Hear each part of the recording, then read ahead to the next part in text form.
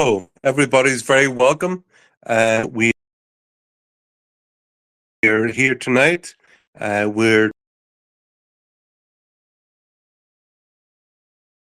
Everybody can come on, speak freely, and hopefully learn something what's going on in Ireland at the moment.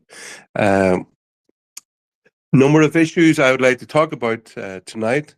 One is the whole issue of amount of money that Ireland sends abroad for child benefit for children who are living outside of Ireland. And we ask the question, is it why should the taxpayers of Ireland be sending money abroad to children who don't even live in the country? And secondly, the whole aspect of safety and security of Irish people. We learned this week that the Afghani guy who is alleged to have killed a Romanian lady in Limerick about a year ago has now been charged with terrorism charges for building up a database of targets, etc., for Islamic terrorism. And we'll come on with other issues, but I'd like to introduce Dr. Eoin Lenihan, who's one of our steady guests. So, Eoin, come in. Yep. All's forgiven. I've got you. How are you keeping? I'm doing good. Good to be back on. I see if another familiar face is back with us today. Kira's in the building. Very welcome. Thank you. Very good. Kira Connolly as well is on tonight. She's had a bit of a break for a few weeks, but you're very welcome back. I see a few friends, if not relations, in the house as well. Fergus, very welcome. He's a great worker, great patriot. And so some of the things. So I'll tell you that people probably aware I am running as a IFP candidate for the Louth constituency, and this week we're finalising the draft economic policy, and one of the important aspect is the whole idea of fiscal nationalism or patriotism, that we believe that Irish taxpayers' money should be for the benefit of Irish citizens only, and that the priority of an Irish government should be the safety and security and welfare and prosperity of the Irish people. Now, this is completely normal and natural and accepted as necessary all over the world, that the purpose of a nation state is to act for the benefit of its people. Ireland is a bit of an outlier. It's a bit of an unusual, crazy place where the government thinks it acts for the benefit of everybody else, bar Irish people. So our policies will be moving towards that Irish taxpayers' money is for the benefit of Irish citizens only, and therefore things like sending Irish taxpayers' money abroad to children who aren't Irish and who don't even live in the country is a bit like even Leo Varadkar, who can hardly kind of accused of being a great patriot or Irish nationalist. Even he agrees on this in many points. Anybody like to come in? Yeah, Herman, just about that, the numbers in this are quite astonishing. Will I give a few figures out to people there maybe who didn't hear this, who aren't up on the story fully? So they're saying over 12.8 million was paid out in children's allowance to children living in other EU countries last year. So they would have obviously, the parents would have been here at one point, but they're not now, or the parents are here and they're sending the money home, or whatever is happening here. But almost a third of that 12.8 million euros went to Poland.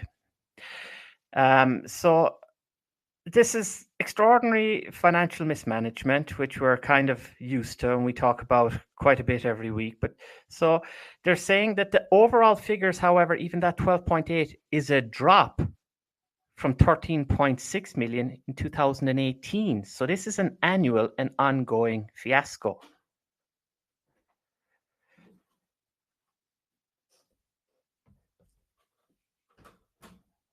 Anyone there? Hello, Kira. Okay. Sorry, I can hear you. Go ahead. Oh, Owen? I'm here. Yeah, sorry. No, I thought maybe you Yeah, yeah. wanted to comment on those numbers just there. I mean, to me, that's shocking. I mean, just that we're putting out nearly 13 million per annum to pay for this social welfare for children not living in the state. And I remember, even this was before I left, and this was going back to that first wave in 2004 when the Eastern Bloc states started joining. I remember that this has been an issue for many, many years, that this was even an issue back then. So it seems outrageous that they haven't, closed this loophole. Well, our policy will be moving towards that Irish people first on the housing list. There's no more this kind of two or three different lists and hidden agenda on housing lists. The social housing is first. It was paid for by Irish people. There were houses were built by Irish people. They should be for Irish people first, and like the and we will insist that Irish taxpayers' money goes for Irish citizens only. And it's outrageous that this whole thing, even Leo Varadkar has spoken about it. He knows it's wrong. He knows it's stupid. He knows it's indefensible. But you know what? It's the law because this whole area is controlled by EU regulations. Now we're going to put it as part of our policy, and we're going to make people aware. In a normal democratic sovereign country, the people themselves of the country decide where their tax money goes. But in Ireland, because of EU membership, uh, this area is governed by EU regulations. So we're forced to send this money abroad, and we just have to confront people with that reality. Actually, your country, it's not sovereign, and its laws, its budgets, and even its borders are decided by other people elsewhere. So, do we think this is good for the country? At least we're asking the But question. how does that work, Herman? Because you have the scenario where if an Irish person who are parents move to another country, they are not given children's allowance for social welfare or anything else. So how can a person who lived in Ireland, who has chosen to move to another country, be paid social welfare when they're not in the state or children's allowance? How is that possible? Because one would assume that the same rule would apply that applies to an Irish person who moves out of Ireland. Am I not correct in saying that? Absolutely, yeah. And another crazy scenario is the amount of money that the disparity in the amount of money that children get in various countries. For example, I think in Latvia, they get €14 per kid, while per month, while in Ireland it's 140. So of course, there's a great incentive for one parent, for one person to come to Ireland, say the father come work in Ireland, apply for housing benefit, child benefit in Ireland, the mother and the children, and you know what? They could have 10 children in Latvia for all we know.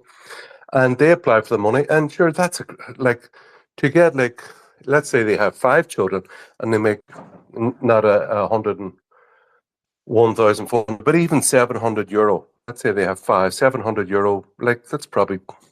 That's probably their monthly wage. So while there's a massive Poland, our whole. Sorry, Herman, just to keep Go up in ahead. there, because I have the figure actually here to Yeah, help come out. in. That while Poland was the largest, another 1,297 monthly payments of €140 were remitted to children in Romania, making up 17% of the total figure. And we know that there's a massive cost of living disparity between Ireland and Romania. Just to prove the exact point you're talking about, that that kind of money bleeding back there is obviously a huge benefit and step up in lifestyle quality in some cases, particularly if you're getting multiple payments in one family.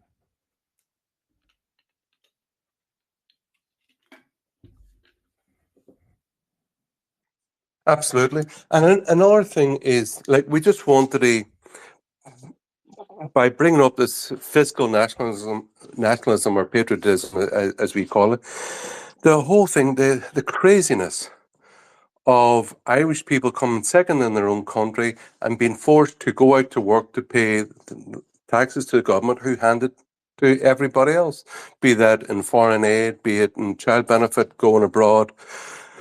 I know, be it in weapons going to, fight for NATO or whatever. I think we have to first make people aware of what is going on in Ireland, and two, let them know where they are in the pecking order of priority for the government, that they're not first, they're second and third class citizens.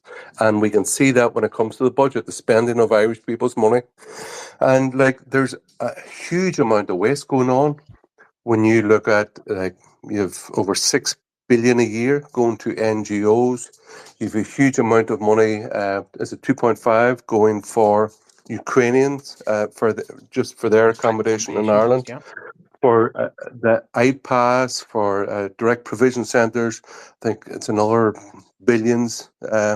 We have 1.5 billion in waste in the HSE every year. Now that's cumulatively. Oh, sorry, better try that again. Cumulatively, over, I think it's 11.5 billion euro per year wasted on these, just four examples. And per household, that's 6,300 euro per household.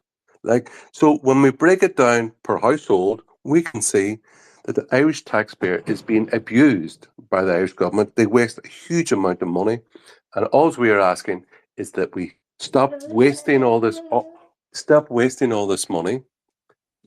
We give this money to Irish people first, and we lower taxation, and we reward work, we reward enterprise, and we stop Ireland becoming a socialist communist state where the lazy and the work shy and those from elsewhere who contribute nothing to our country, that they're the beneficiaries of everybody else's work, which is ridiculous. Absolutely. Herman, onto that too, you would have seen during the week Eric Nelligan put out a very good tweet from Aon to. He was talking about how all across Limerick, it's very clear now that housings in new estates are being bought up in vast blocks by various vulture funds or by the government for various social housing projects, and it's putting the squeeze on, again, young first-time buyers in particular. And that 40 whatever percent it is now, who are 440,000, whatever that is percent wise, I think it's 42% of young people who can't move out of home. This is another element of this. It's unbelievable. I think the figures this week showed that in Dublin, for example, 60% of all new houses were involved in a block sale. Yeah. So vulture funds, and the vast majority of them are foreign-owned vulture funds. They can come in, buy vast swathes of new housing estates, and then instead of selling them or them being sold in the open market to young Irish couples who want to start a house and start a life in Ireland, that they're only being rented out at very high rents for profit for these vulture funds. And then, of course, young first-time buyers, young couples, can't buy a house at all, can't find a house to buy, never mind afford. So it's like our policy in Irish Freedom Party is to tax these vulture funds into the ground, that they basically force them out of business or force them to sell the housing stock that they have, that it's not worth their while to buy and sell and hold on to these vast of houses, which should be for the benefit of Irish people. I see two elements to it too, Herman. There's the vulture funds who absolutely kick them out, get them out. But then there's this second element that, so what was it? It was, I think, in Dublin, like you said it, 60% of the new builds were sold in blocks, but a lot of them as well. I saw a report that they were going to housing bodies, local authorities, charities, and these, again, you see, are all surviving on money, taxpayer money being pumped into them. Then they're double punishing the taxpayer and young people by taking these buildings out of circulation and away from them, meaning that they can't buy a house. So also it's this form of communism, as you're saying, or soft socialism that's going on in the Irish market for the natives. And there's always this element, I think, there's always this state of tension in Ireland where, we have the direct foreign investment, which is, let's go, it's Wild West, rock and roll. But when it comes to how the government treats its own people internally, it's a very different economic system. And you see that the young people, those in the private market, are being absolutely shafted. They're having all of these houses taken out of circulation so they can't buy them, but they're also paying for them through taxes, which support the various authorities and charities and whatnot that are getting massive grants from the state. Can I just jump in there?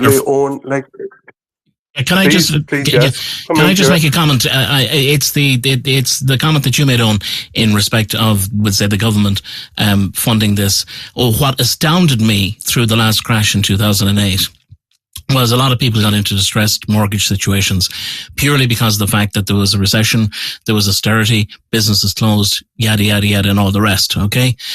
The outcome of that over the last, we'll say, 14 years, realistically, has been where people that had mortgage distress, who were trying to make their mortgage payments and who fell behind for whatever reason, okay?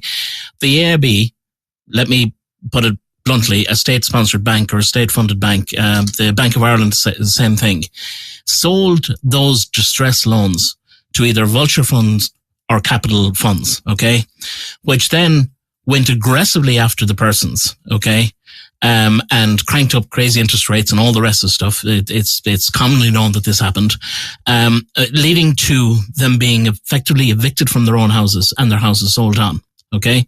So our sitting governments allowed this to happen with banks that the Irish taxpayer capitalized, firstly, okay? And secondly, the loans, the housing loans, okay? So there were distress loans, yes, but there weren't distress loans where someone went out and, bought a big building or a big office block. It was a home. It was a family home. And they were repossessed and sold on. Now, the thing about it is that anyone in their right mind will look at the figures at the moment, and there's 15,000 Irish families homeless at the moment. As of last week, that's the figure that's presented. I'm sure there's many more because there's a lot of families who wouldn't even admit to being homeless, who are couch surfing or in the spare bedroom of their dad's and mum's house with their kids or whatever. And it's a terrible place to be. But there's about 6,000 kids as well. So our government, and still to this day, there's distress loans that are with financial institutions which have been bailed out by the government. Those financial institutions who, like Bank of Ireland, made mega money last year. Now they're they've paid off their loans to the government, but they made mega money last year and they're not really lending at the moment. So, the businesses who are trying to get going ahead or keep afloat, they're not lending to them. But we allowed, or our government allowed, a situation where these loans were sold to vulture funds at sometimes a third of the old rate. And then huge financial penalties were put on top of those, effectively evicting people. Like how is that not called out as being not taking care of your people? I'm not talking about socialism and giving them houses. I'm talking about, the banks were bailed out, the money was capitalized, they were recapitalized. So there should have been a situation where, okay, we have these distressed loans, but they're in houses, we don't have to take care of them, and they'll pay it off at some stage. I don't know what your thoughts on that, guys, are. Well, yeah. That's a very good point, Keir, because the Irish taxpayer was done over twice. One, our taxpayers' money was used to bail out these banks, and then the bank, these properties that were then sold on to the vulture funds, often, who then actually part of that article that Eoin mentioned is that. I think it's 7,300 properties. We were all part of block sales throughout the country this year. Now, that's not just vulture funds. That's also housing authorities, local authorities. So basically, the Irish state is forcing the taxpayer, and it's been funded by taxpayers' money, to compete against Irish buyers in the market. So first-time buyers, young couples, they're looking to buy a house, and who's competing in the market is the vulture funds and local authorities. So you have and the tax incentive on vulture funds is huge. They've been given the soft tax incentive by the Irish government to go out and profiteer on the backs of Irish people, and then local authorities who are coming in, buying houses very often to give out to non-Irish nationals. And Irish couples are having to compete with the government with their who are playing with their own tax money. It's outrageous. Well, just with What do you think, Dad? with that comment, Herman, in respect to, we'll say, the taxation for the vulture funds, a lot of the vulture funds in Ireland at the moment that have block apartments and block purchasing use special purpose vehicles, okay? And basically, I will dig out the data because I have the data and I'll try and get it up to the bubble before the space finishes. But the level of taxation is minuscule. Like on portfolios of, some of them 10, 15 billion of a portfolio, they pay minute amounts of tax because the properties are within this SPV, which then wraps around something else. It's quite unique. There was a whole piece done on it by an accountant, and it was just absolutely unbelievable. So not alone are they getting top dollar for the properties, but they're contributing not back into the state either. It's absolutely horrendous for anyone trying to rent. It's just young people who are being squeezed and screwed. That's 440,000 people between the ages of 18 and 34 who are essentially hidden homeless. They are living at home with their parents and they can't afford to move out. And the problem is, if the government were to start offering various incentives and whatnot to up the building and start putting out more houses, as we talked about last week, Herman, which you rightly pointed out is impossible anyway. It's pie in the sky stuff, these 50,000 figures and 100,000 fantasy figures that they can put out a year. But the problem is, even if they did put these out, all it's going to mean is, again, those figures won't change. The vulture funds are still going to be buying up. X number, increasingly more, will be put aside to house the ever growing influx of people year on year who are coming here illegally, and so on. And so the issue is systemic here. And as Ciara rightly pointed out there, that a lot of people haven't reflected enough on the fact that the post Celtic Tiger recovery was essentially the Celtic Tiger continued. It was the same bad habits and the same bad actors. And we're just seeing, again, young people being forced out. So this week they published an article that the Irish Times did based on a study that showed that immigration and emigration both are now at record high since the Celtic Tiger. So immigration's at is at a 17-year high, 149,000 people, all who are going to need houses. That's the third year in a row we've had more than plus 100,000 immigration. We had record emigration, 69k leaving. That's the highest since 2015. This was to the 12 months before April, and 34,000 of them were Irish. No wonder they're leaving. They don't have a chance at home ownership here. And it's not just, a lot of people like to be quite simplistic about it, but just what we're talking about there shows that they're systematically locked out here because of this vulture speculation on one end, and the government making them pay for the slap in the face that is removing a huge amount of properties off the market that's going to push up the prices. Yeah, it's unbelievable when you think about the young couples have to compete with state authorities who are moving with taxpayers' money, which these young people have paid the tax, to go against their interests, to compete in an open market and actually give advantages to foreign vulture funds and local housing authorities. How can young people compete in that market? And as you said, it's linked to the whole thing of emigration.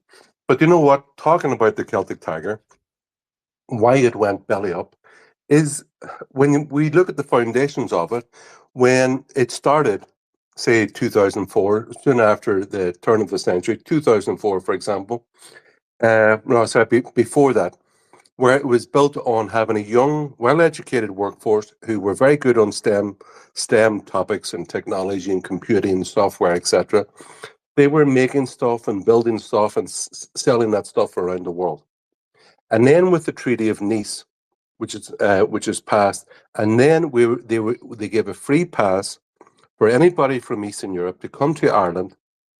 We call that the funnel effect because they're only allowed to come to Sweden, to Britain, and to Ireland.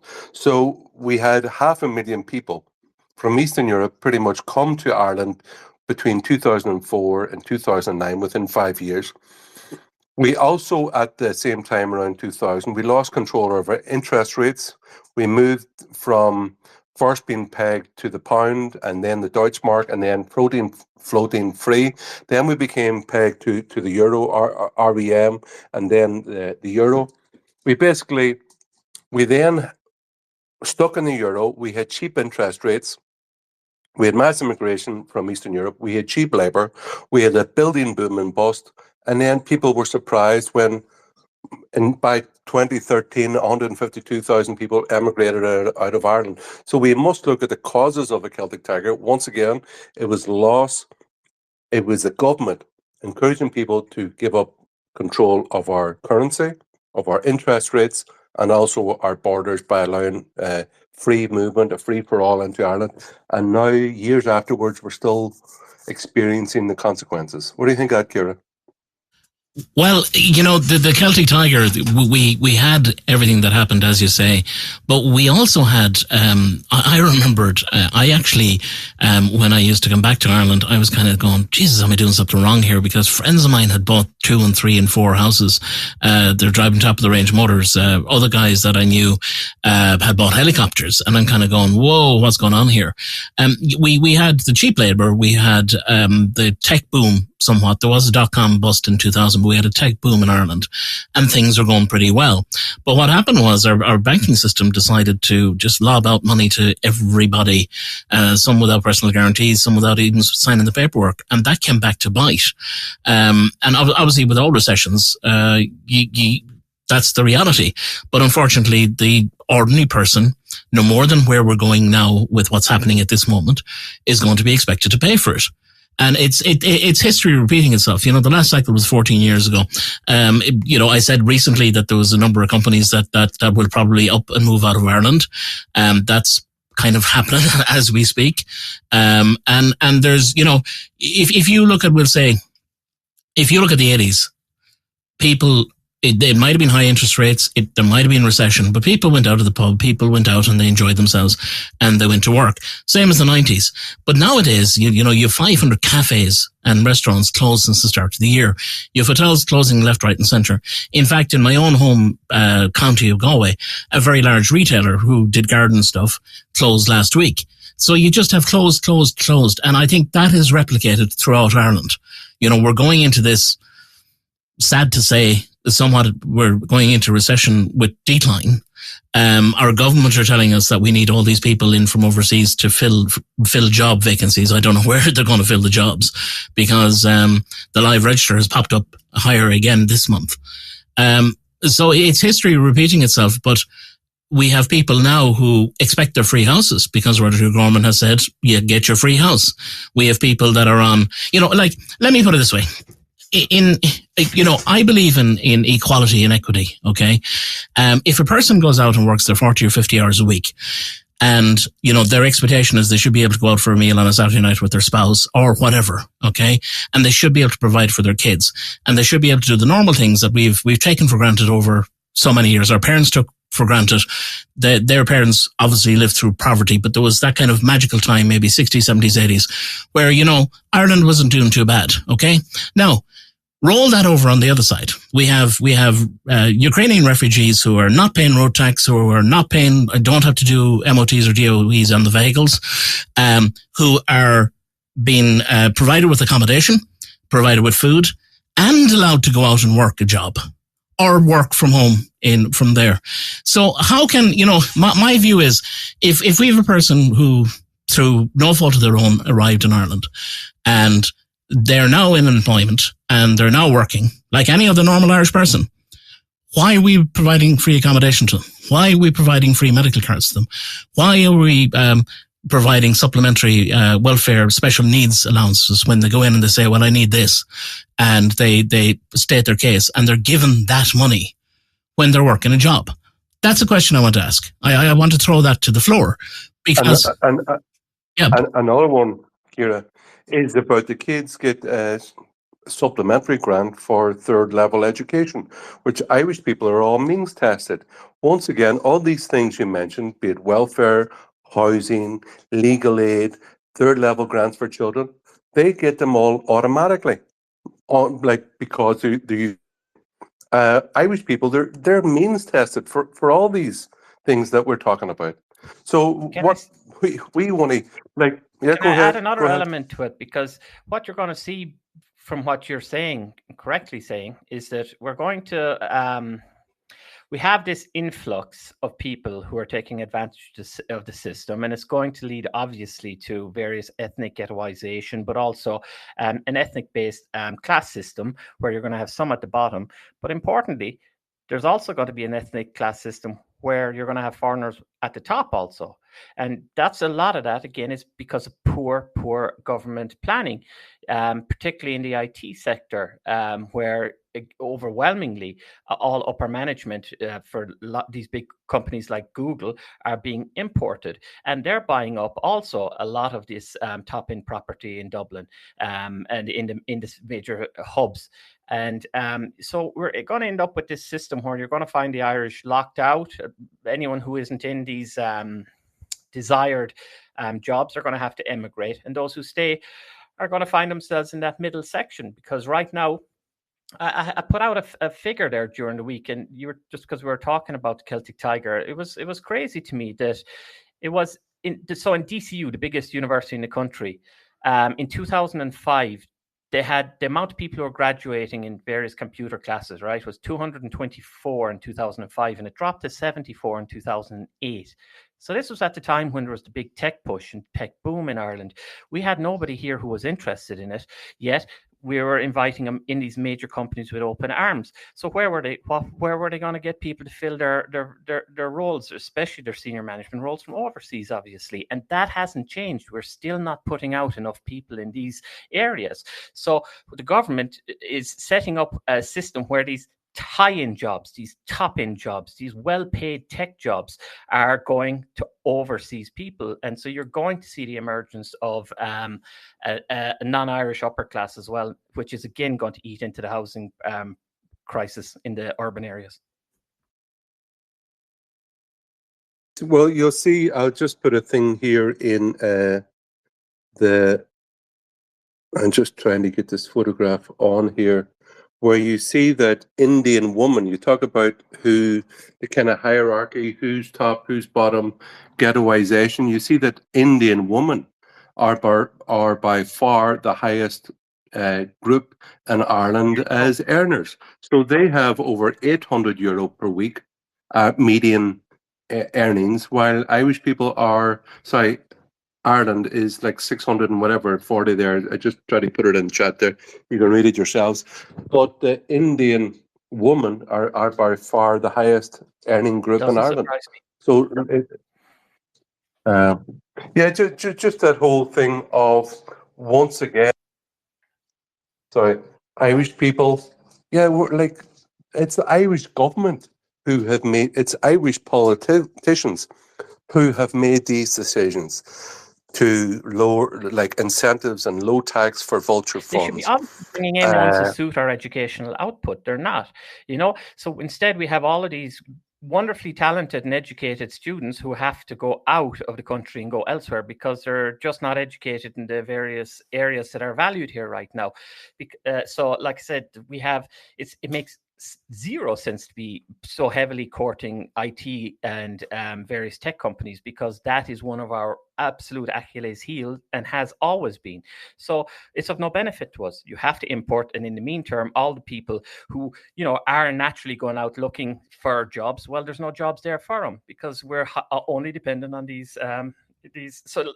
Anyway, the point is that you have two choices: make the multinationals work for your education system, or fix your education system so that it supports the multinationals. Obviously, I prefer option A, because only bring in people who suit the Irish people and make us, work for us. It shouldn't be the other way around. But as it stands, it's just not happening at all. There's no alignment between the education and the marketplace, and that's a double failure by the government, and that's happened over decades now.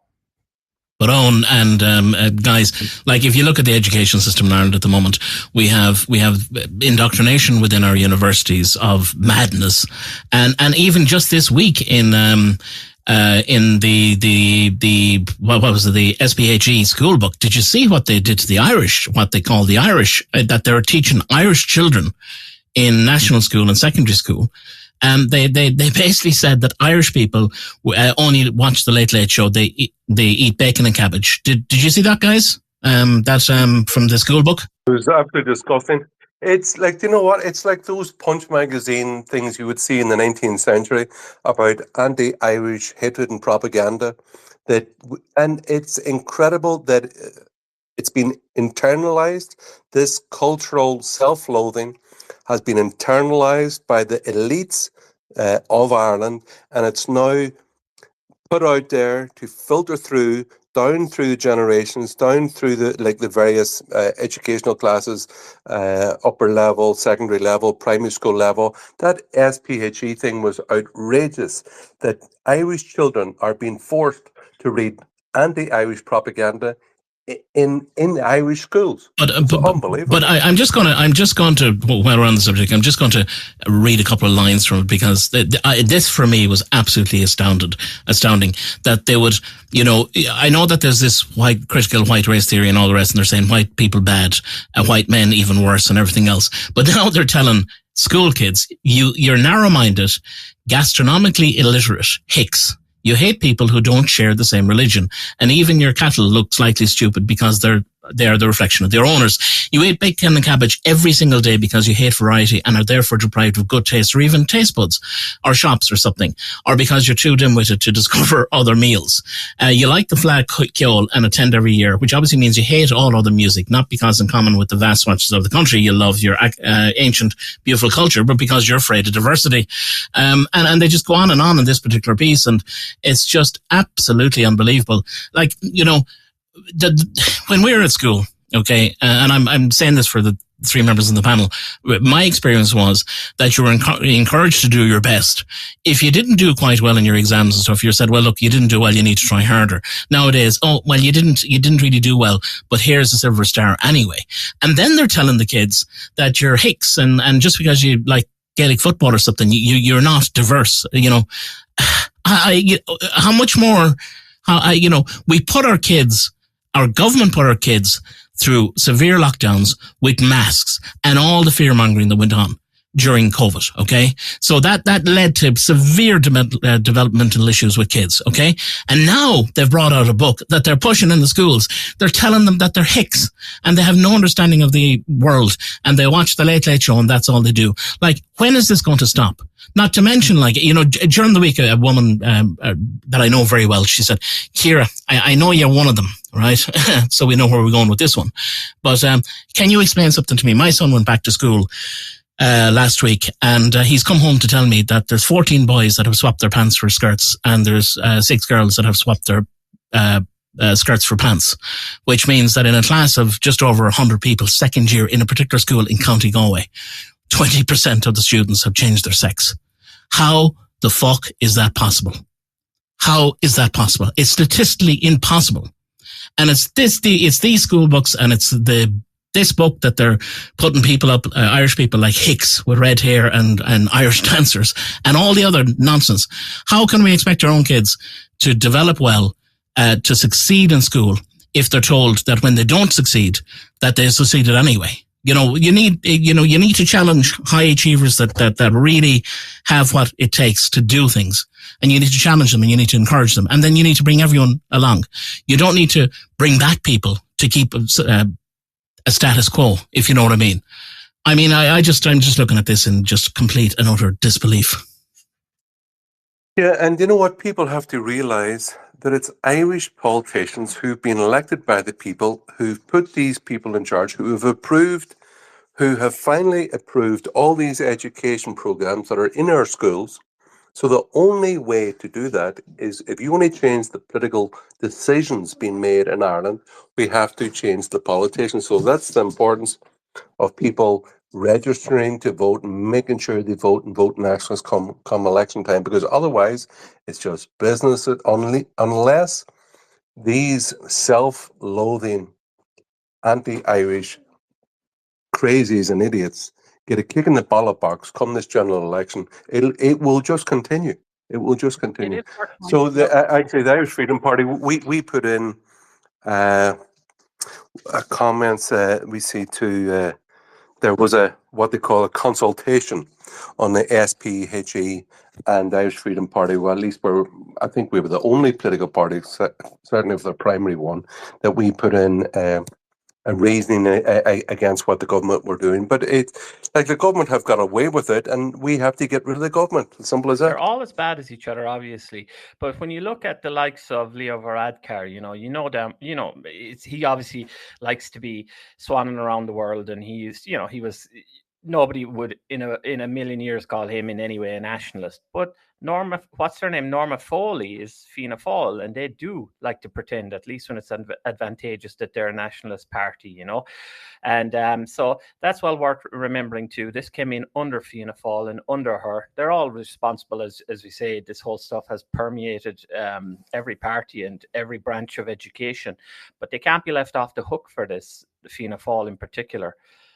When the election comes around, that they would be the first ones to say they're for the small farmer, they're for the regular man, they're for, when they try to pretend that they're not the same as Fine Gael. And they like to, if it's advantageous, especially down around Clare, they like to wheel out Dev, and they like to, link themselves to the past when they're out in the sticks. But then, this is the kind of crap they're coming out with. They're all just as guilty as each other. And any nationalist party or anyone who gets into power will have to root out. You're going to need, what's a root and branch change in the education system, because nothing can change in society until that's done. What do you expect from, we'll say, the Fianna Fáil when their leader, Micheál Martin, said openly on an interview that Irish sovereignty is a backward thinking notion? Irish sovereignty is a backward thinking notion. And that's from the leader of a country at the time. And that's a country that went through our troubles, that got our national identity, that got control of our country. And now sovereignty is something that's backward, and we should be dumping it out with the constitution, which effectively they did over COVID. I mean, this is the head cases that you're dealing with. They have no respect for the lives lost, for the fight for the country. They have no respect for the toil that people, grandparents and uncles and aunts and parents went through for the last 60 years before the boom came, when they were feeding 14 kids with the pot of potatoes and sixpence and hoping to have enough for a bit of tobacco, I hope the next time any Fianna Fáil has a go at any Fine Gaeler and calls them a free stater, that they'll bring this up and say, listen, this was under your watch.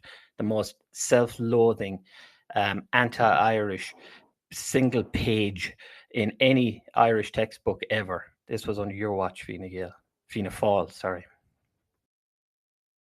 And we're talking there about the need for the root and branch reform of the Irish education system, especially at the top at university, because it comes through all the secondary and primary as well. But as I spoke earlier there about the importance of Irish people have control of our own laws, our own budgets, our own borders. And you've seen another case there during the week where a 27-year-old Afghan national who has been, it's alleged, murdered a young Romanian woman in Limerick there last year. He has now been charged with, I believe his name is Habib Shamel. He's up in Mahaberry prison up in the north, and he was just this week charged with terrorism charges by the PSNI, because they found on his, memory stick, yeah. that he found he had a whole lot of information to do with targeting of places and individuals, and they believe it is an Islamic terrorist, all part of an Islamic terrorist plot or organisation to harm people in Ireland. So we've just had, after the whole Sligo beheading, decapitation, castration, we had the guy in Dundalk, we had the Algerian national in Broad Street there last November in Dublin, where 3 kids and a teacher were stabbed. Where does this end? The stupidity, the bullheadedness of the government allowing anybody and everybody to come in the country. We've spoken before, Ciara, a lot about it, by I think that even those who are Muslims, and the Gardaí have said that there's 150 Muslim people on the terrorism watch list in Ireland. And why are we allowing these people into our country when it's clear those who hold this ideology of Islamism present a threat to the Irish public? Well, why is it allowed? Well, that particular case, the Habib case in Northern Ireland, is particularly strange. Okay, for a number of reasons. I did a piece about it during the week because I spotted it at the corner of my eye, and I said, "But that guy killed Gina Imbram in September of last year." Now, it was particularly unique because, first of all, our MSN reported, and our Gardaí, the description of the man was he might have a bandage on his hand. That's the description that was given out on the press at the time. He made his way to Northern Ireland on a bus, at which point he was arrested. Okay. Now here's where it gets really weird. Aside of what happened last week, it gets really weird here. What one would expect is, because the crime was committed in Southern Ireland, in Limerick, that under normal circumstances an extradition warrant would be applied for by our police force to bring him down south to answer the charges in an Irish court of alleged murder against this woman. But they chose not to.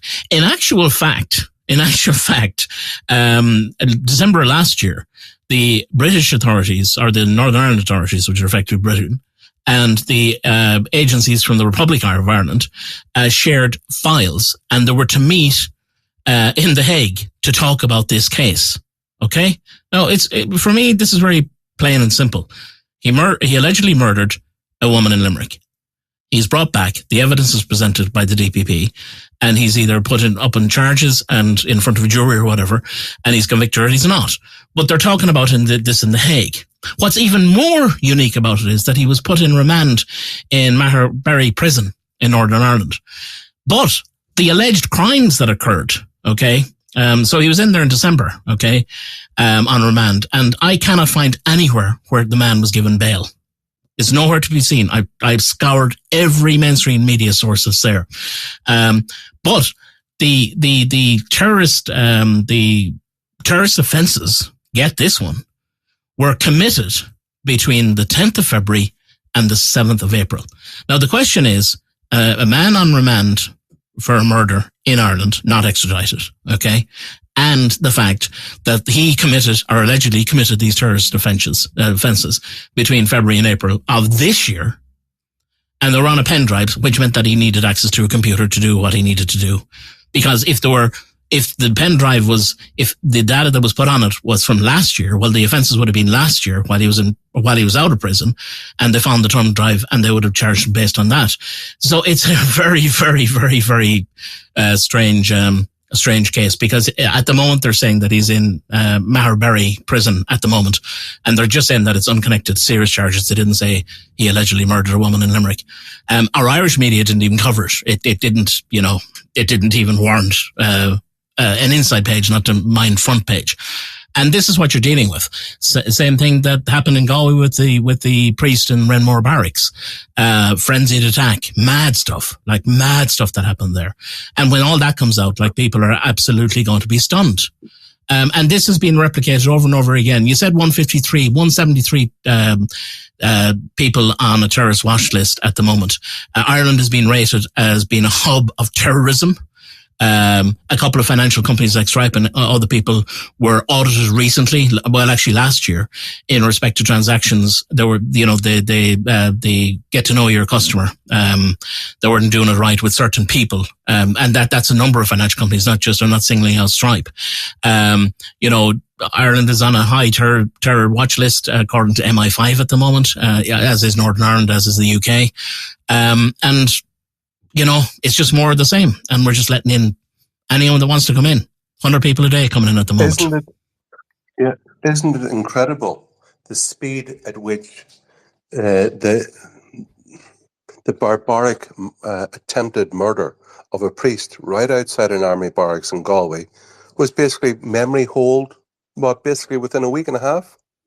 Yeah, pretty much. There's virtually nothing about it now in the mainstream media anywhere. Well, what's really unique is I put up a couple of posts in respect of the terror cells and everything else, which was commonly reported in the Irish Independent and a couple of other papers. Okay, The posts are gone off my timeline, and I cannot find the original articles on the papers. I have the screenshots of the articles, but I cannot find the original articles. They've been memory hold off the internet and off their websites, off their you can only get them on the Wayback Machine. So they've been purposely taken down. So when you start removing fact, which is fact, it was reported, and it was reported by Interpol and it was reported by Garda Síochána that these people were among us. And when you start removing that fact, because it's been pointed out numerous times by myself and others, you're on a very slippery road, because we seem to be doing everything to appease everybody but our own people in Ireland. That's my view of it anyway. I don't know what you think, Eoin. Yeah, could I just open up another angle on this too? Because you were talking about who, like, we have no clue who's in the country, you know, and even when they do know, they're incompetent in handling it. And just because where I am here now in Germany, you know, and what happened in Solingen there the week before last, where a Syrian murdered 3 people and injured 9 quite badly. So what's interesting there is, well, there's 2 things that are interesting there. So first, in relation to what you're saying there about the Ren Moore job. Well, because Ireland's a crippled democracy, because there is no, never any form of pressure put on by Sinn Féin or any other party at the moment, which is why it's so important that we get actual opposition in as soon as possible. But in Germany, for example, where they have a left wing and quite a hard left coalition in at the moment, Nancy Faeser, who is a radical leftist, she was forced to come out with after this, and she was forced to deport 28 people back to Afghanistan. That's the first time they ran deportations back to Afghanistan since the Taliban took over. And but she was forced to put out a comprehensive plan. She's the Interior Minister, so including that there will be no blades allowed in public events. This has long been a major problem. We've had a spate of, this is just aside from terrorism over here, for a lot of, well, just say it, Turks, it's not a good night out unless you stab someone in the buttocks. It seems to be a game for them. Anyway, another thing is that they're given access to their police, greater access to biometric data, facial recognition and things like that, which will obviously be turned back on the right wing and anyone who's dissenting. So that's obviously going to be bad. But it's interesting that the hard left German government was forced, because of the presence of the AfD, who are putting pressure on the CDU to get something done. In Ireland, it's just brushed under the carpet because there is no political opposition. It's a crippled democracy. But what it brought to mind was also something very important that came out of this was that the Syrian who committed the terrorist act, he had actually first registered in Bulgaria. He had been served a deportation order back to Bulgaria as part of the Dublin Agreement. And they just didn't deport him. They were lax, just like in Ireland. And if you remember, last April, when Michael McNamara sealed, as I say, his ticket to Europe, when he dismantled Helen McEntee, he pointed out that Ireland had 188 take-back agreements, meaning the other EU countries said they would take back the immigrants under the Eurodac system and the Dublin Agreement. They said, yes, we'll take them back. And what was it? 3 were sent back. So what it shows is that there's such a lax attitude across Europe with this take-back system. But importantly, here in Ireland, where it never happens at all, I would be very worried as to how many people have come in here and are known, not just the unknowns, but the knowns who, we're told are heavily vetted, but aren't vetted at all and shouldn't be in the country. One of the things that we saw in Germany in the past few years was attacks by failed asylum seekers like this guy once they've gotten a negative decision. It's particularly prominent among Syrians and Eritreans.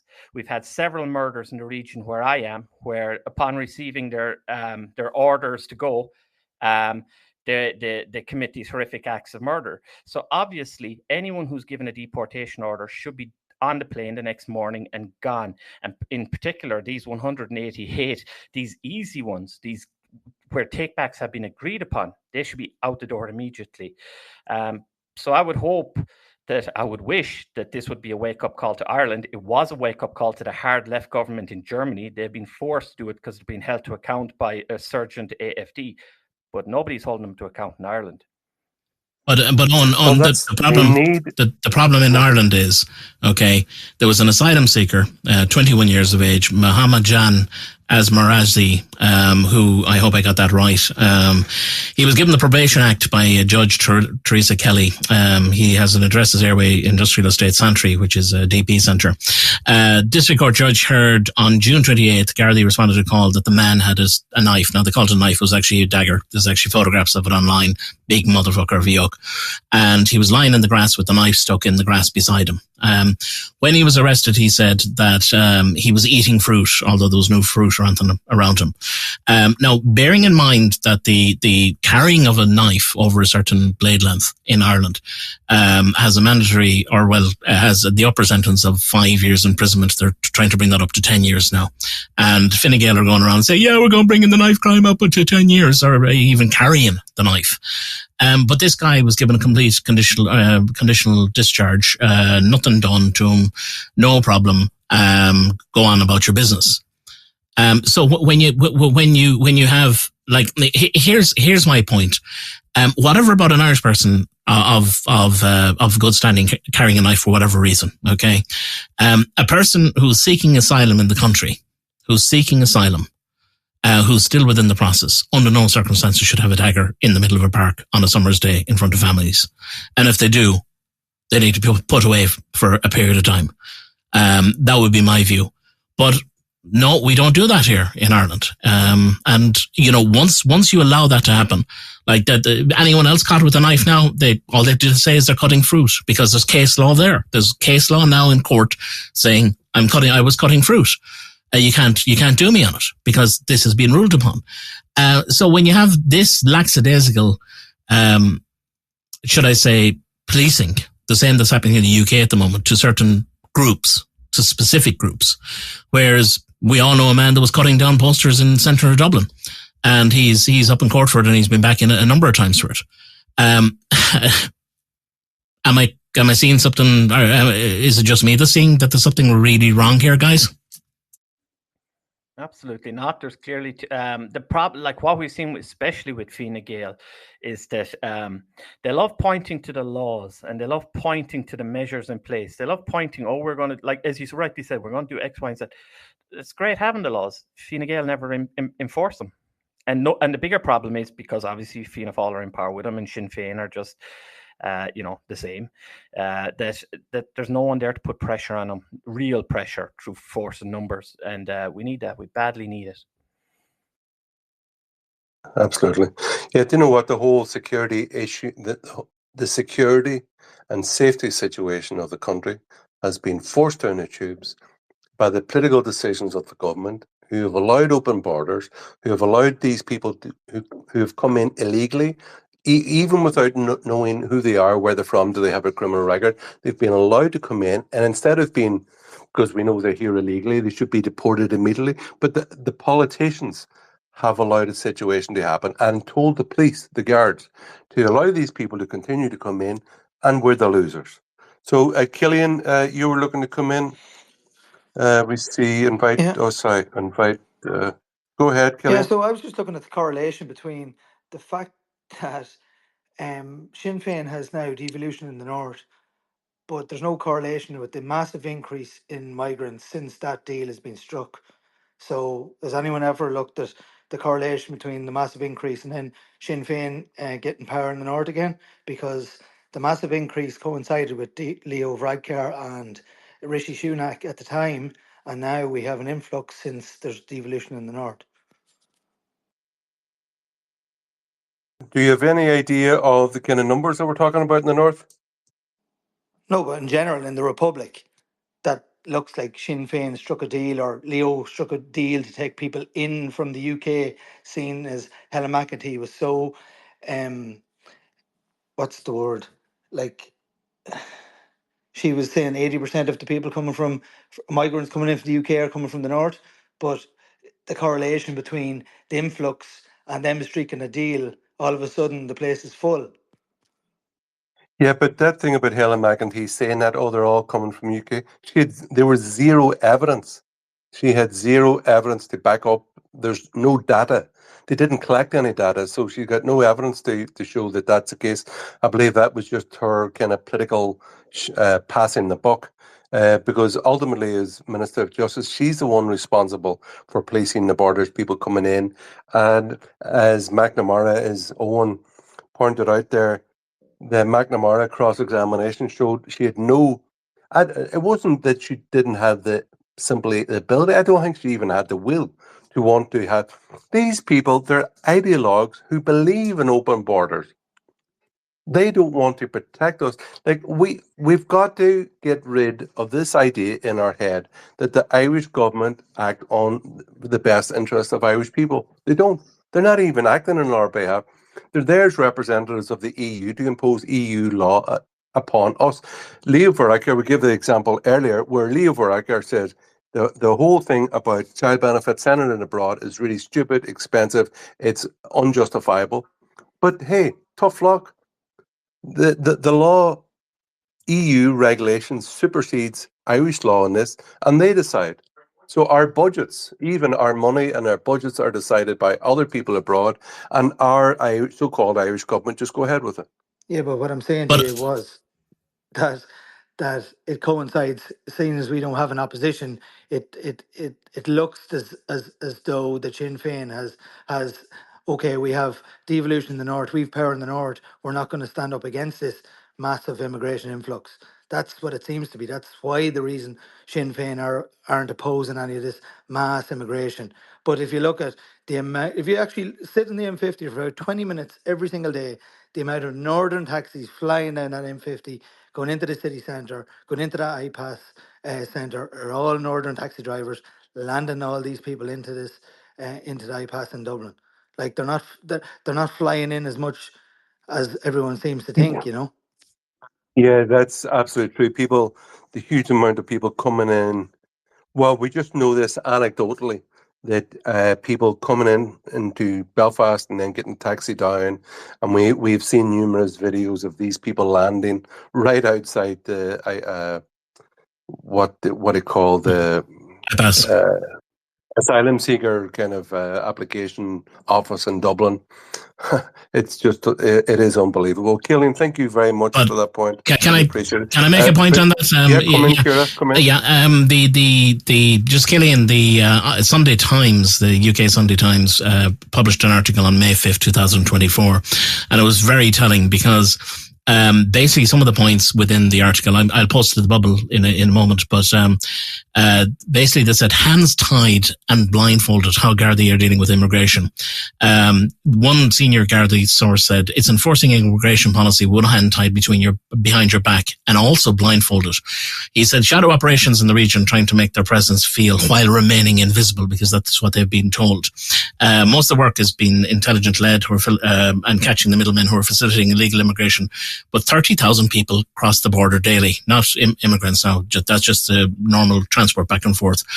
Public transport is inspected, but I have a number of people that sent DMs to me and legitimate sources who have said that they're making their way to the northern side of the border and they're getting picked up by taxis on the northern side of the border, and they're either being brought across the border, the virtual border, or so we'll put it, and then resume their journey by either bus or if they can afford a taxi.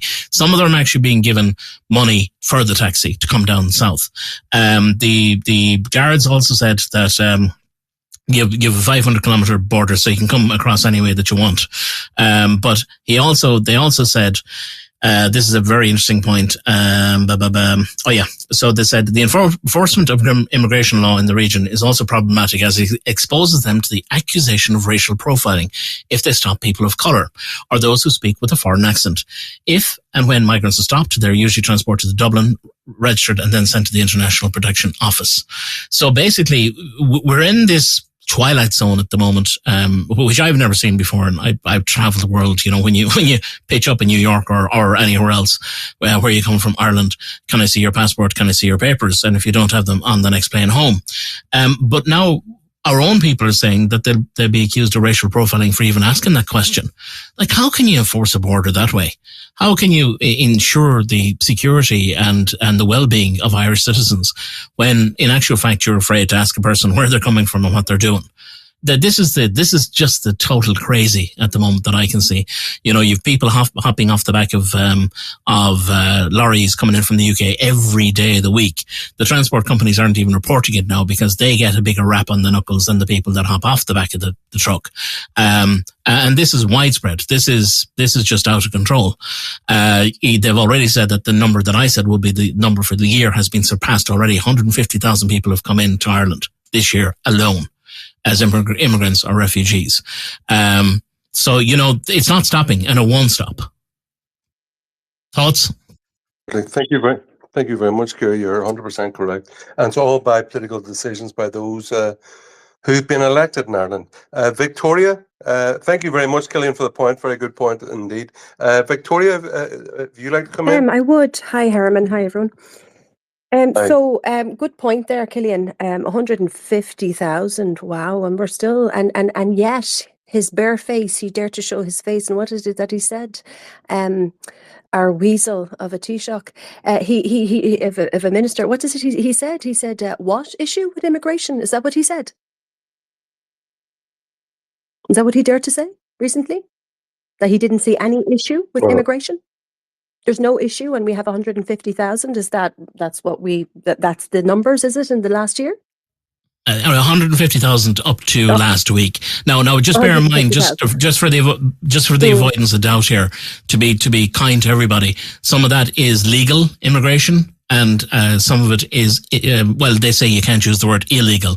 But my view is if 80% of the people that arrive into Dublin Airport seeking asylum lose their papers in the air, they're coming without clean hands. It's illegal. So it's illegal. It's illegal, yeah. Of course it's illegal. So let's just settle that and call it what it is. Total, I think, as Herman has said, and the Irish Freedom Party, and we know the numbers, the stats already. I wasn't really that much aware of them myself. We have then over 270,000. The PPS numbers. My concerns is there's obviously more than 206 non-Irish PPS numbers. I wonder why. Irish born is 64,000 and we're at 24% then. This is insane. This is insane. So why are we giving out PPS numbers to anyone to come into the country? Also, if anyone knows, because I'm not really sure, I'm really getting fairly new into these politics, living in France before myself, I'd know more about French politics than I would about, but I am Irish born. And since I've come back in the last maybe 8 years, I'm just appalled of the decline and what I am seeing and the corruption and the lies and the gaslighting recently in this country. Does anyone know, like you have both mentioned very well there, I think, Ian and Killian, you were mentioning about people coming in. So we're, I obviously there kind of seems to be a lot of hidden stuff around how they are actually getting in and what kind of identity and what kind of background checks there is. If they are coming in from the UK and they are crossing the border, like you said, all these registered cars, and what is does anyone actually know with Helen McEntee, has there actually been any stats or any numbers given out on, how can I say this, the background? Was there any background checks? Like, what is there? Because we hear a lot about immigrants coming in the country and burning their identity. So what kind of backgrounds? Do we have any stats on this? Do we know which countries it is?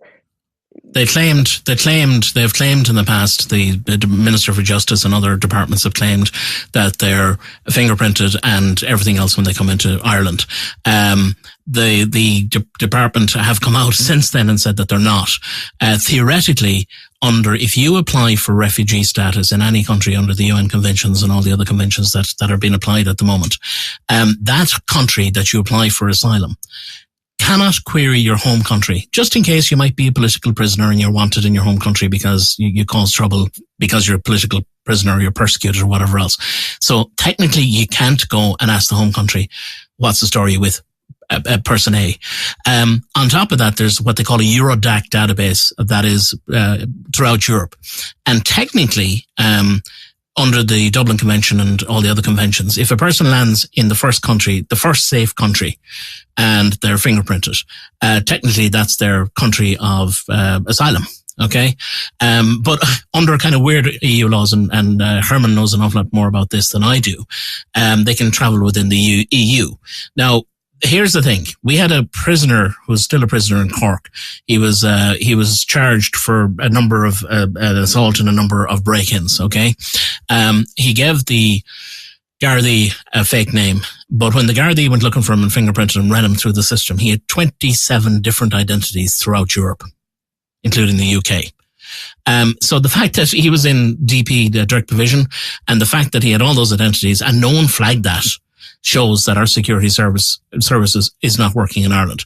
Similarly, if a person, as you said, burn their papers or arrive in on a plane tomorrow morning, if a person arrives on a plane to Dublin Airport and presents themselves at the counter and said, I am seeking asylum, they'll be brought to the DP centre and they'll be asked, what's your name, address, and whatever. They'll fill out a piece of paper, a date of birth, whatever, and whatever information they give is taken as de facto because they're seeking asylum. The Irish government cannot go to the other country and say, is this true? Can you send us on the papers? They won't do that. What's even more worrying about this process is that within 10 days, that person, given their name, so if they say, my name is Johnny Boo Boo and I'm 26 years of age, which actually there's a case on one of the papers, I'll dig it out in a second, where a man that he actually looks about 55, 60, and he's claiming he's 26 years of age. So that's just another story. But that man will be given a PPS number, will be allowed to open a bank account with that PPS number, and I think it's a blue card, or it's whatever card they give them, the asylum card anyway. AIB or the Bank of Ireland will open a bank account almost immediately for him. And from that point on, that's his identity. So if you're a terrorist or if you're a person who's wanted in another country for whatever it is, the easiest way of getting a new identity, claim asylum in Ireland, and you have a new one within 24 hours. And it's legit, and it's on the system. Now, the only time it falls down is if you're fingerprinted and if you turn up in Interpol or some of the databases, and that's where you get your blown. But that's how it works. It's absolutely astounding. Like, all we have to do is, and I covered it last year, Peter Dubé, he came to Ireland. He was staying in the Redcar Hotel for almost 2 years. He allegedly murdered 2 people, and attempted murder of another 2 people in Zimbabwe. He was living in the hotel. We pointed out to the authorities he was living in the hotel. And when they finally deported him, they deported him to the wrong country based on the fake paperwork that he had. They didn't even bother checking that. They deported him to Mozambique. That's the ineptitude that we're dealing with in Ireland. Now, it's either ineptitude, which I doubt, or it's just, don't go there. Just don't bother. We don't care. Let them in. I don't know what the other panel think of that, but that's what I'm seeing. When Michael McNamara took McEntee apart, another thing that he brought up, which you talked about there, Ciara, is the 85% of asylum claimants in Dublin Airport in 2023. So that was 4,712. 85% presented with falsified or no documentation. Now, under our Irish 2004 immigration laws, they're all broken the law, and there should be, rejected entry just it's a no-brainer. And in 2022 and 2023 alone, there was 8,975 non-Ukrainian asylum seekers who showed up in Dublin Airport with no or falsified documents. And McNamara, he was pushing McEntee, pushing her for figures, and she kept saying, "Oh, I don't have it to hand," blah blah blah. Well, he had it to hand. One person was prosecuted for illegal activity. So that's 8,974 people who are admitted into the asylum system here in Ireland, even though they entered the country illegally. But what I can't understand, guys, and I'm just going to throw it out there. If a person arrives to the border of Australia, okay, and if they commit visa fraud or try to spoof the system there, not alone are they detained, but they're returned on the next flight to the the country of origin where they came from, and that's Australia. Now, I don't know if you're seeking asylum or something else. I don't know what the procedure there is, but that's Australia. All you do is watch, the border patrol or border, whatever it is on some of the TV channels. My thing is that if a person comes from the UK, from a flight from the UK or any European country, that's safe. And if they try to claim asylum in Ireland without papers, why aren't they returned on the next flight to that country? That's my question. Because that would solve an awful lot very, very quickly. Yeah. Because we're not returning them. Because we need to grow a pair. Basically, let's not beat around the bush. We need to grow a pair like the way they are doing in Poland and Hungary. The thing that basically, thank you for answering that, Ciara. Basically, they're taking advantage of the naivete and the lax government that we have, and they're using loopholes to come through. But if that's true, what you said, that they should be in the safe country that they get into. The fake asylum seekers anyway, that should be France, because they are coming in through France. They are coming in now through England and UK, and if they are coming through UK, well then that's not even EU. So then they should be taking care of them. I actually think it's further than this. I actually think the corruption goes deeper. I don't really know if we'll go into it, but it's definitely benefiting them to have a lot of PPS numbers that are non-Irish, and that would go in their way to maybe have a rigged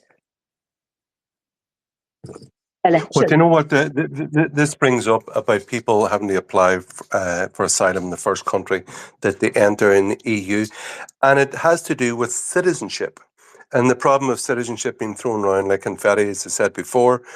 And let's look. You may have seen over the week, it was on a Mick O'Keefe Twitter page, a video of young African girls, probably Nigerian.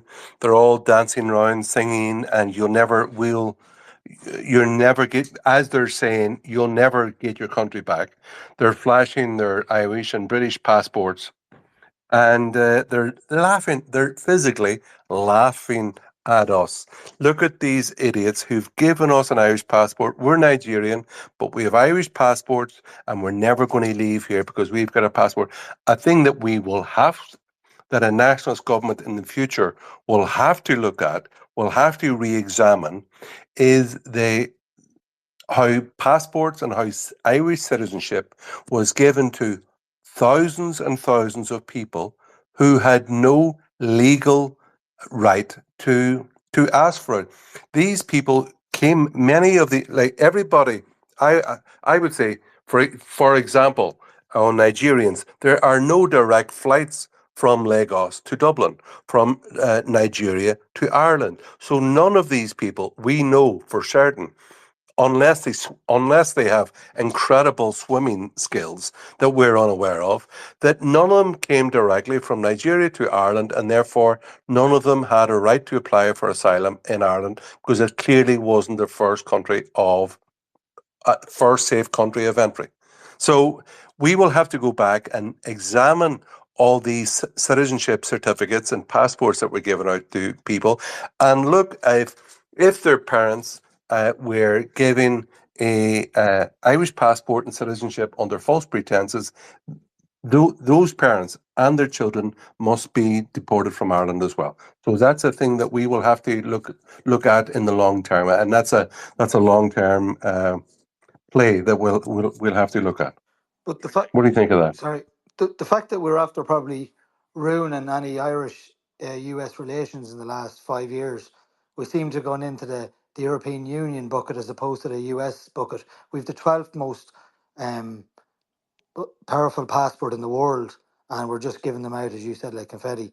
So like it's a bit like we're cutting our face off, whatever that phrase is. We're cutting our whatever that phrase is, cutting our nose off beside our face. But like it's a bit ridiculous that we're damaging hundreds of years of US relations, and going into the EU pot. That's my give on it. Well, Yeah. the Irish passport, at the moment, it was revered up until a number of years ago, and we're giving it out, as you say, like confetti. So anybody traveling now to certain countries are more vetted than they were in the past, because there's so many that are flashing it. The person that you spoke about, one of the people that were on that was on that video, flashing the passports and mocking the Irish, actually works in a company in Galway, and she has another video up saying she despises working there. That particular person that was brought to my attention. So, you know, the reality here is that if you come to Ireland, you know, and if you're given a passport and if you give a citizenship, fit in, obey the laws of the land, and everyone will be fine. And don't have the handout. Work like everybody else. But this is not the mindset with a lot of people that are coming here. And I suppose the fact that Roddy O'Gorman sent out a post in 7 different languages saying that we're going to give you a free house, your own free front door key for your free house within 4 months of arriving here doesn't help matters either. Now that's gone AWOL when there's guys lined up in tents. But like now, you know, we have a tent city in Dublin, like Paris, like Brussels, like every other European country. How do we let that happen? We have a sea around Ireland. You know, the shortest distance between Ireland and the UK, I think, is 14 miles, between Belfast and Northern England. So you're not going to come across there too easily. So why can't we protect our borders? Why is it that when COVID was here, we could track every mobile phone in the country because we bought the device metadata from 3 and other companies, and we were tracking everybody, and yet we can't track the people that are in Ireland. 1 in 5 people are non-national. 1 in 5 people are non-Irish. And again, the reality is that there's a lot of people here legitimately who contribute to the economy of Ireland, who are paid and highly skilled workers. No problem with them. They came here legitimately. But there's an awful lot of other people here that we don't know is here and that are coming in through the north and that are coming in by other means, who are up to no good. I would push that a little bit further, actually. And it shows that, like what we've been talking about tonight, especially when it comes to access to welfare and housing and all these things, a lot of them have to do with a lot of these people, even their they can vote now, Irish citizens with passports. These girls who are mocking us and singing, "You'll never get your country back," they have Irish passports. They have a right to vote in Irish elections, which I'm disgusted by. And it shows we have to revisit and look again at how people obtain Irish citizenship. Do they do it legally? And we have to become stricter on those who obtain Irish citizenship. I would say that Irish citizenship should only be given to those like jus sanguinis, the law of blood, that you should have one parent who's Irish to obtain Irish citizenship, or you get it as everywhere else across the world by naturalization, being married to to an Irish person or to an Irish citizen for 10 years without any aggro, without being like fitting in to Ireland by paying taxes, etc., by contributing to society, not being a drag on Irish society or the taxpayer. That's fine. You can get, because you're married to an Irish citizen, you can get an Irish passport, etc.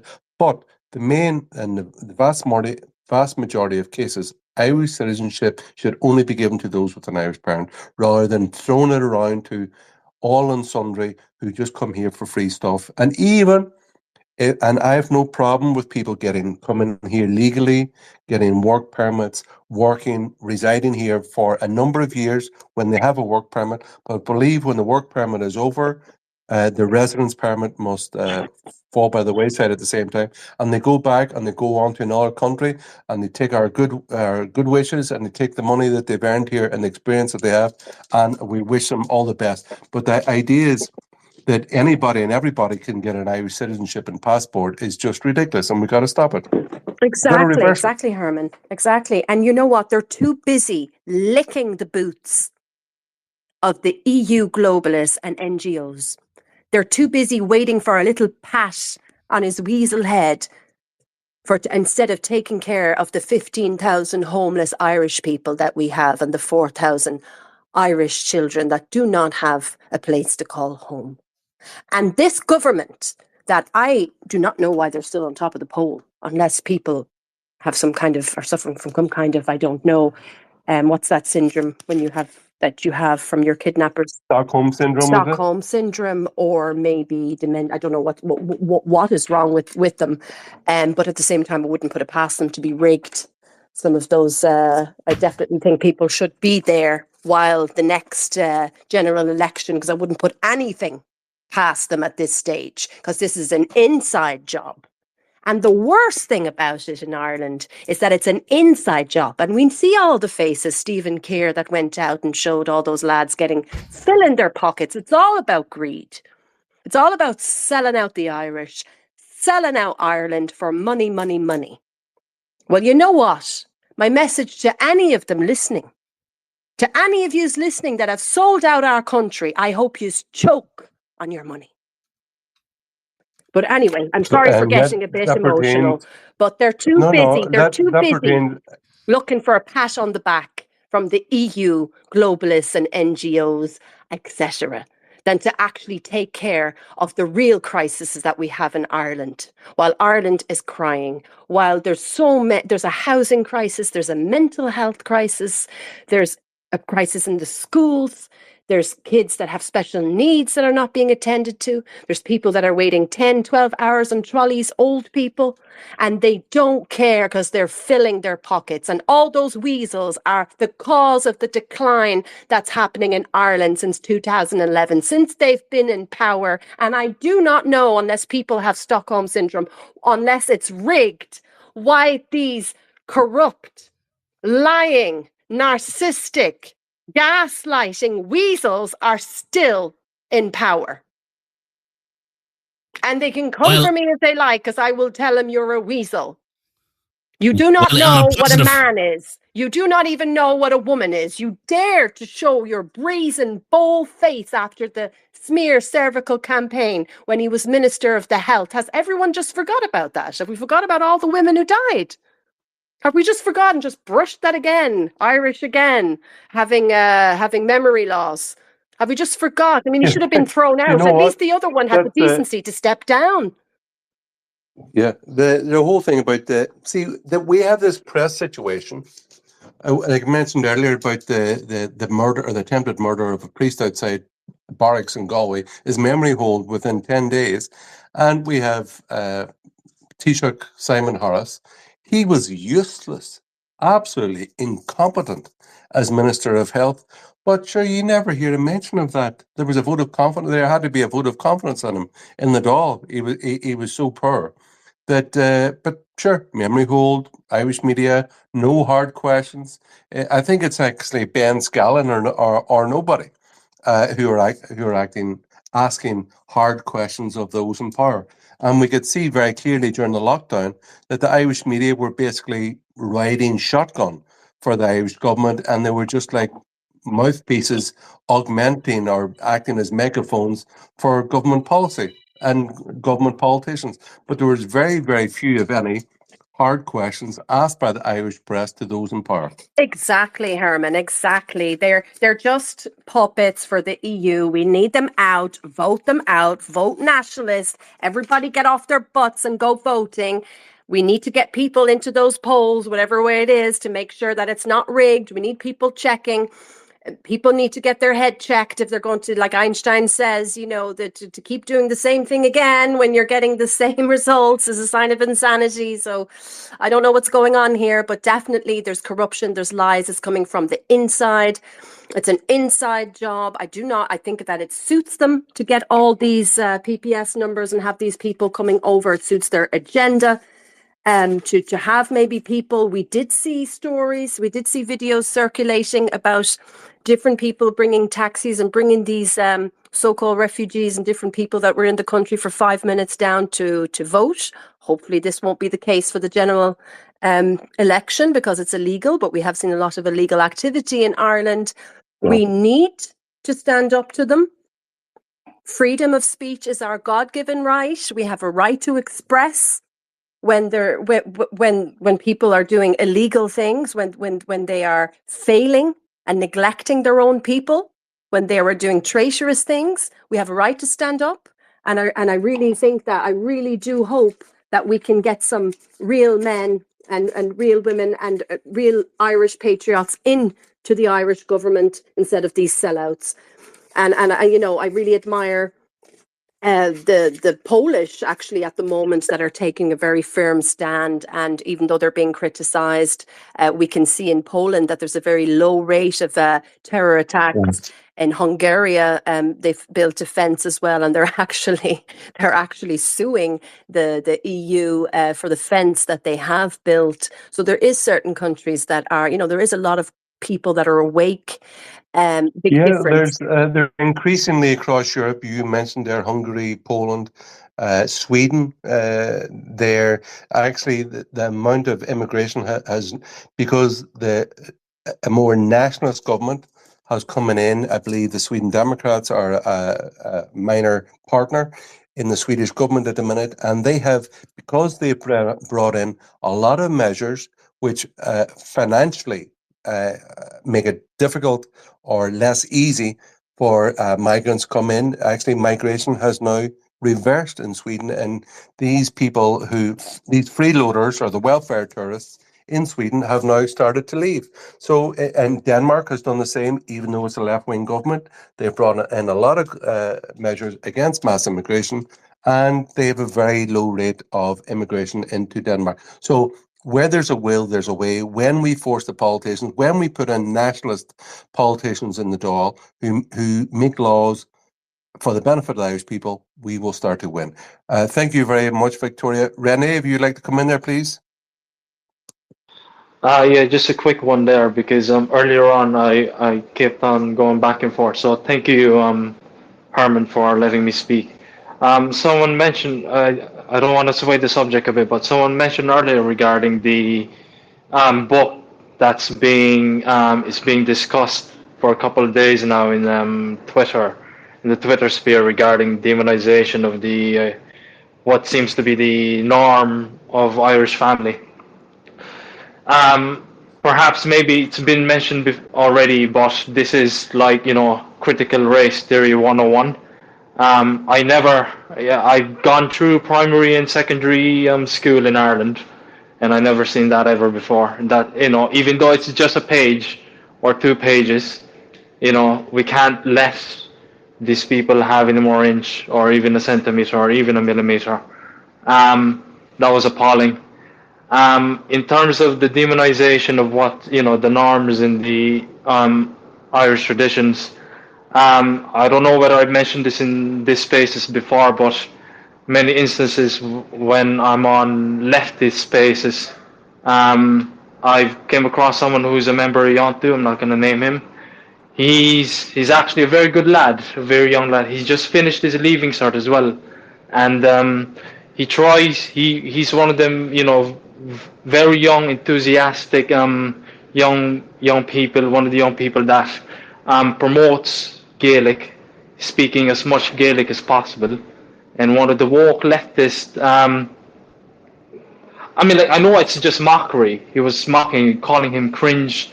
Why are you speaking Gaelic in a tone where saying, "Oh, you're such a weirdo for doing that." Name again, Peter, please. The name? No, I couldn't say the name. I don't know whether I'm allowed to say the name, but even I'm getting made fun of by woke leftists for speaking the way I speak, and it's all these types of gradualization and demonization of deconstructionism of culture. I don't know. It's definitely not orchestrated, but it feels almost like ingrained to their nature to just go against the norms in Ireland. This is just basing on when I speak in leftist spaces.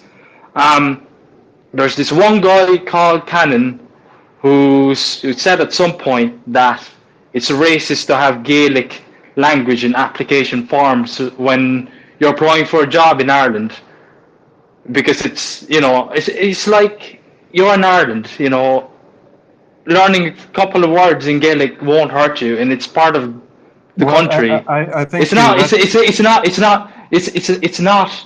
racist. Like, you came over to the country, you learn some of the language, especially if you're. I was about to ask you guys. I don't know whether you've seen that ad, the on Garda Shikayon, the Garda ad, where they're trying to recruit some people from Pakistan to work as a Gardaí. it's so bad. It's When I saw almost that, comical. So yeah, bad. It's like killing a Scully. no. Uh, Have they gotten rid? So because I don't have much time, Herman. Correct me if I'm wrong. Have they abandoned or gotten rid of the mandatory Gaelic? The mandatory Gaelic. You're supposed to be able to speak Gaelic to a certain degree before you can be a Gardaí. That was the norm, right? Have they gotten rid of that? Why are they getting rid of it? well, I need confirmation here. Have they well, gotten rid Peter, of it? actually, Dr. Owen, I think you were speaking there during the week about the whole thing about, is it now 28% of students in secondary level no longer have to take Irish for junior cert and leaving cert? Oh gosh, yeah. What was that ridiculous number? Hang on, let me scroll my thingy here, and I'll grab it for you in 1 sec. So just while you do that, Doctor. Yeah. Peter, So what I'm Peter, trying to say, Peter, just before I finish, it's not orchestrated. It's almost like inherently in their nature to mock anything that's anything to do with Irish tradition. Because I've even seen articles now that the Rosa Tralee contest is somehow a white supremacy fucking contest now. It's like Okay, I have it. it's really bad. Okay, This is okay. this is the Peter, usual like, American talking point. Dr. Eoin Lenihan will address that thing about Yeah, speaking Irish. Thanks. Sorry there. Yeah, I can give you the stats just so you have them. 23% of students, and that's 13,500 students sitting the Leaving Cert this year, received an exemption on Irish. And that was despite a rise in popularity of Gael Scolna. So the obvious conclusion being that we're seeing the emergence of parallel societies. Yeah, absolutely. Thank you very much, Owen, for that. And actually it shows, and like, surely the state education system should engender pride of Ireland, of Irish culture, of Irish language, or games, or dance, or music, etc. Certainly used to do that. Post-independence, there was decades when all the Irish state and all the different political parties, be it Sinn Féin, Fianna Fáil, Fine Gael, whatever, Labour Party, they all kind of emphasised this love of Ireland, love of Irish culture, love of Irish people. And now it's the very, very opposite. So we need nationalists in there to stand up for Irish people. Renee, if you'd like to come in there, please. Oh no, I completely agree with you, but I'm just thumbing down because of what I'm seeing, in Twitter when it comes to, like, the 2 pages in that book being made fun of and being called cringe and pretty much demonizing when I speak this way, or seeing someone trying their best to speak Gaelic, like this young member. He creates spaces and tries to encourage everyone just to speak Gaelic in spaces. So he's being mocked for doing that. He's being demonized for doing that. And I'm trying to encourage. He's a very resilient guy. So no, he's still doing it. But it's really creepy that a lot of these dots are like connecting. Like, it's almost like they're slowly either demonizing, maybe a bit too much of a word, but they're like belittling. Yeah, maybe? I would just use the demonization. It's like, this is Ireland. It's not racist to have a Gaelic sign or in your application for. It's not racist. It's weird. It's almost like the American talking point surrounding critical race theory and what's racist towards black people is all of a sudden coming in Ireland. It's weird.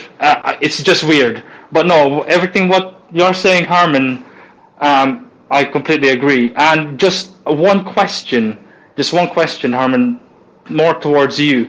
The fact that you've ran for European elections and everything, if there was a mainstream media debate amongst who ran before, in terms of like if there was a debate, let's just say in RTE or Virgin Media and all that, will you be able to join a general election debate if there was one? Like, Well, I used to be asked on to the Irish media very frequently previous to the last European election, around 5 years ago. I used to be on the Matt Cooper, I think, a Tonight Show with Matt Cooper and Ivan Yates. But then after the European election of 5 years ago, all of a sudden, myself, Kevin Sharkey, Niall Boylan, Ray Bassett, we were all suddenly told, no, we all became persona non grata, and we were no longer asked on. So I haven't been on since. In that last election, I was put out in Midlands Northwest constituency. It's put out in count 13, got 21,000 votes by the time I left. Peter Casey at the time had 23. He went up to 28,000. The difference between me and him was that he was allowed on RT TV and radio, and I was not. So I think, even though I could speak, I think make arguments quite coherently and clearly, it shows the advantage of being on national TV and radio. Will I be allowed on? Look, I don't have that power. They're the ones who decide. That's a big problem in Ireland, is that the media class are there not reporting but campaigning. That's a huge problem. Dr. Eoin has mentioned we have a huge amount of work to do in the reform of the academic people who are in charge, what they believe in the media, the bias that we have. And what we can do in the general election is make sure that we're registered to vote and get out our family, our friends, relations, everybody, our neighbours, and tell them we got to vote nationalist. Now, I'll be running in County Louth in the general election. There will be other soon to be announced candidates for the Irish Freedom Party in other constituencies, and it's, you know what, ultimately we can't spoon feed people. Ultimately, people will have to get up off their armchair, get up, register, and vote. And do you know what? I'm a man. I'm a man of political convictions. I don't have any criminal convictions.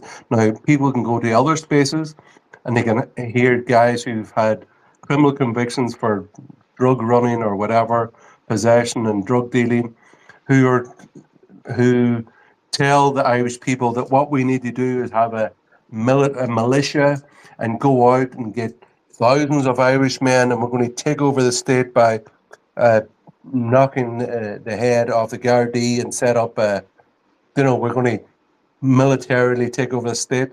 These people are off their heads. Mainly they're low IQ, low education, they're idiots, they know nothing about history, and they haven't experienced political violence as I have in the north of Ireland. And you know what? So many of these people, their criminal convictions.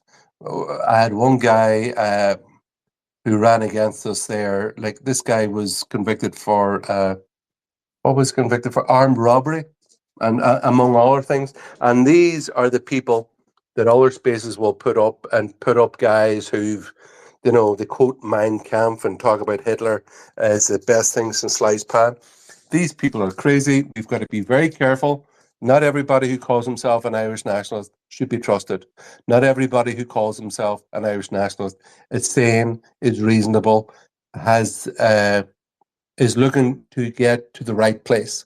So I would ask for people to examine carefully what people say, who they are, how they show their character, what policies they advocate. Look at those very clearly and cast your vote accordingly.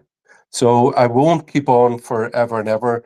If Dr. Eoin or Ciara would like to respond to that, and then Ciara will finish, please, with Aran Navian, and we'll wish everybody good night, because it's now 9:45.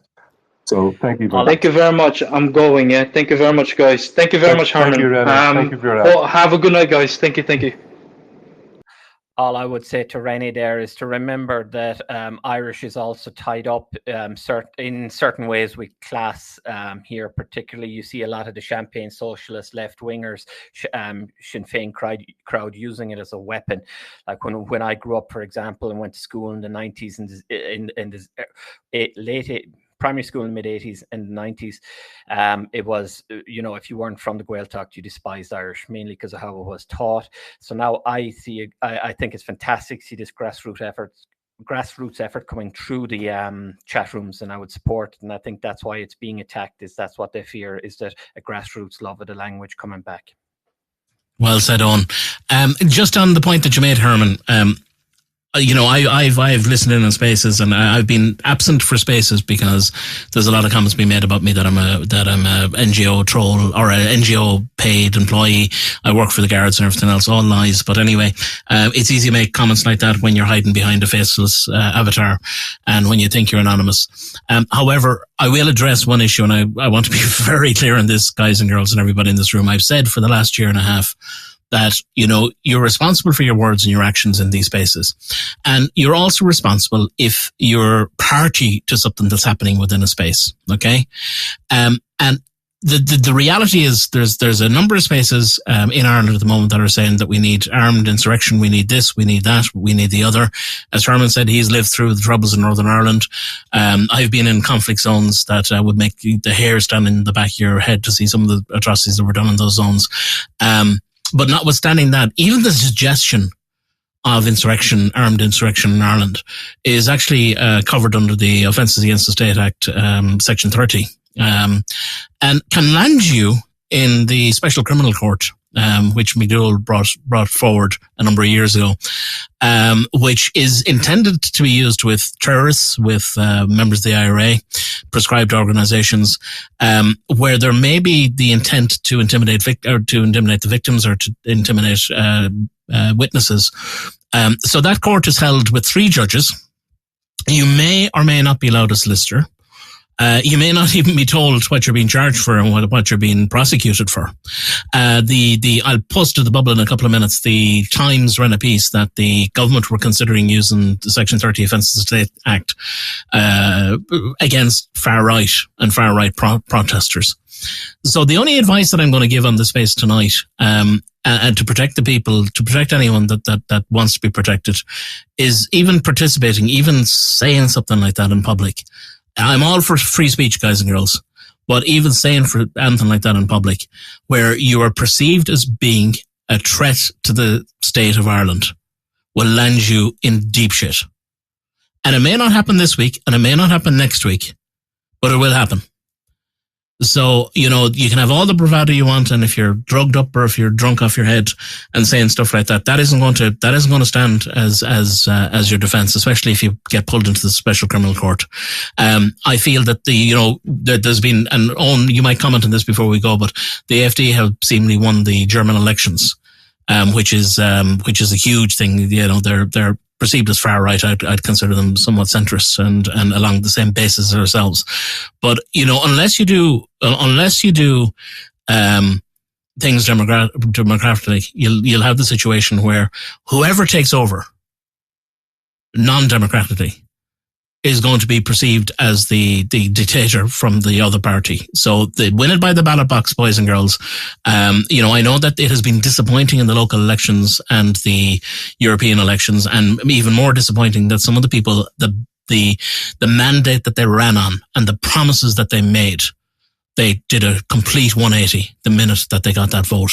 And that is very disappointing. And those people, they better enjoy their seats in Brussels, because I know for a fact, I won't be giving them a vote again, nor will a lot of other people. So they better enjoy their 5 years. We need decent people, you've Herman, you've Elaine Mullally, you've many other people who I would perceive as, Elaine walked away from the party because they turned and they went against the mandate that the party was set up for. We need strong, conscious people who are aligned with the beliefs and the Constitution of Ireland, who will represent the Irish public and their constituents to the best of their ability with the best intentions. We need people like that. We don't need bullshitters. We don't need people that are going around saying, do this, do that, do the other. We do not need troublemakers. We don't need people stirring it. We do not need to lose our right to protest. There's a constitutional right to protest. And if you have thugs getting involved in that, suddenly those rights are stripped away from you as well. And they would be my thoughts. And going along the same lines as Herman, just be very careful what you say online. It's all being monitored. I joke all the time. I listen to everything, which I don't, but it's very easy to do that. Logs of every conversation is there. So please, Yeah, everyone. I think it's a very common sense to say to people, hey, put in and listen to people with political convictions, not criminal convictions. I think that should be the bare minimum of people's assessment of who is saying and doing what. And any kind of, when you hear people talking about armed insurrection and little kind of militia and little silly midgets wearing SS uniforms and going around with silly hats, you say, look, guys, grow up, wise up, and go and do your cosplay somewhere else, not in Ireland. Do that in 1930s Germany. That's where it belongs. But do you know what? I think we've kept people on for almost 2 hours here, so I think we'll wrap up. I'd like to thank, Yeah, well, you just said, Owen, I'm just interested in his thing about the AFD and then out the gap, because I need to be on at 10 as well anyway, if he's up for it. Yeah, just so they're the two most eastern estates, Thuringia and Saxony. Not most, but Thuringia is, and it's been reliably support base for the AFD. Well, this evening the AFD won an outright majority there. It's the first time they've taken a state parliament, and so that's very exciting for them. Also, a very big deal is that Sarah Wagenknecht, she's a new party member. She used to be the head of Die Linke, so basically the old Communist Party, who are also very popular in the East. The East Germany is quite polarized, but she cut the legs out of them under them completely this evening as well. And she's an interesting character, even though she set up a new populist left. What that means is she's liberal economically, and she's in line with the AFD socially, and particularly on migration. So this has really rocked the boat over here, because on top of all of that, I think in Thuringia, the coalition partners in government got something like 11% combined. You're talking about the main party, SPD party, there's the Greens, and then there's the FDP. They were absolutely routed.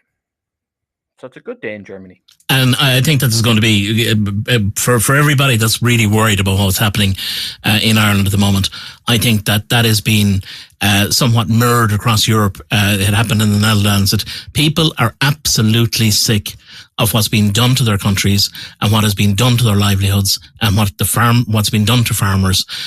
People are sick across Europe of it.